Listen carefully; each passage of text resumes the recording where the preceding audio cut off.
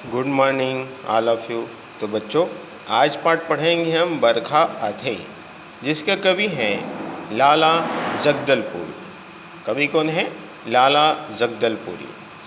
तो आगे पद्यांश है, जोत जोगनी के तारा अस, जुग जुग बरथे अंधियारी माँ, आशा मन के बिजली बन के चमचम करथे अंधियारी माँ, मेचका मन के आरो मिलथे, कपस कपस जाथे लइका हर, हवा बही कस कभू उदुपले, कहू खुसर थे अंधियारी माँ।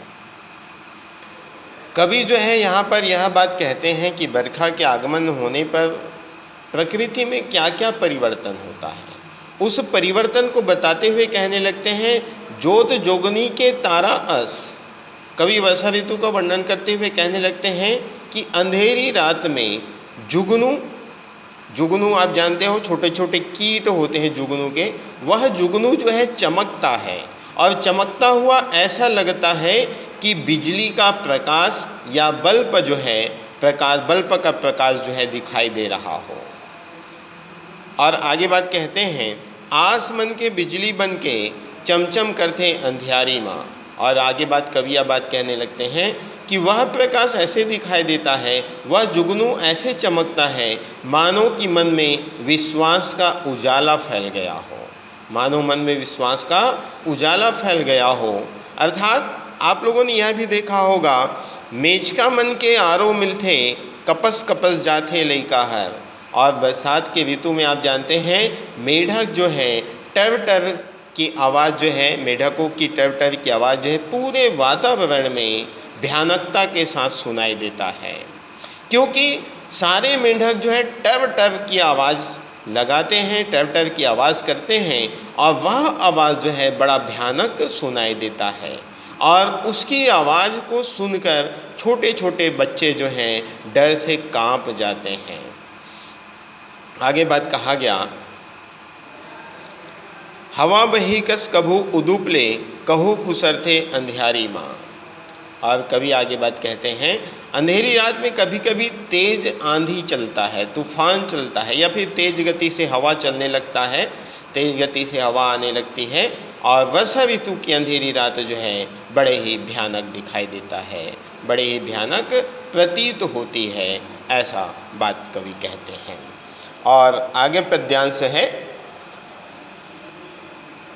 कहू तोरई तुमा रम के लिया, झूलत होवे बखरी माँ, कहू करेला कुंदरू और रखिया, फूलत होवे बखरी माँ, कहू जरीहा लामे होही, बरबट्टी हा उर्मे होही, खुश हो के लइका पिचका मन, बुलत होही बखरी माँ। आगे बात कवि कहने लगते हैं कि वर्षा ऋतु के आगमन होने पर आप जानते हैं किसानों के या लोगों के बखरी में, बाड़ी में बहुत सारे सब्जियां जो हैं दिखाई देते हैं। तो उन्हीं का चित्रित करते हुए कवि बात कहने लगते हैं, कबू तो तोरहा तुमा रम के लिया, झूलत हो ही बखरी माँ। कवि यह बात कहने लगते हैं, वर्षा ऋतु में किसानों की बाड़ी में होने वाली जो साग सब्जियां हैं उसका वर्णन करते हुए कहने लगते हैं कि बरसात में बाड़ी में कहीं तोरोई, तुमा, लौकी जो है या भिंडी जो है झूलते हुए दिखाई देते हैं। अर्थात ये सब्जियां जो है डालियों पर फूलते फलते हैं। और आगे बात कहा गया है, कहूँ करेला कुंदरू और रखिया, फूलत हो ही बखरी माँ, कहूँ जरी है लामे हो ही, बरबट्टी है और में हो ही।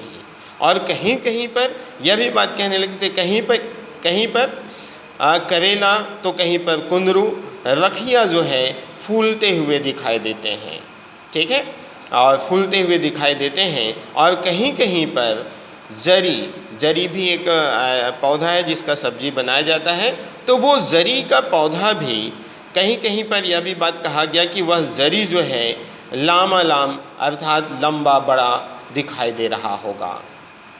और यह भी बात कहने लगते हैं, और कहीं कहीं पर बरबट्टी हा और में हो ही, खुश हो के लइका पिचका मन, भूलत हो ही बखरी माँ। आगे बात कहते हैं, और कहीं कहीं पर बरबट्टी जो है वह और में हो ही कहा गया, मतलब लटक रही है, झूल रही है। ठीक है, कहीं कहीं पर बरबट्टी जो है लटक रही है, झूल रही है। और इन सब साग सब्जियों को देखकर, फूलों को देखकर गांव के छोटे छोटे बच्चे जो हैं खूब घूम घूम कर ये साग सब्जियों को देखकर बड़े ही खुश होते हैं, बड़े ही आनंदित होते हैं, और आनंदित होने के साथ बड़े प्रसन्नचित होते हैं। और आगे बात कहा गया, अत का पानी देते जतका जिंदगी के विश्वास मांगते, अत का पानी देते जतका अन्न लक्ष्मी हाँ सांस मांगते, मुर देश के गांव गांव ला अत का पानी देते बरखा, जत का पानी पनिहारिन ला तरिया तिर प्यास मांगते।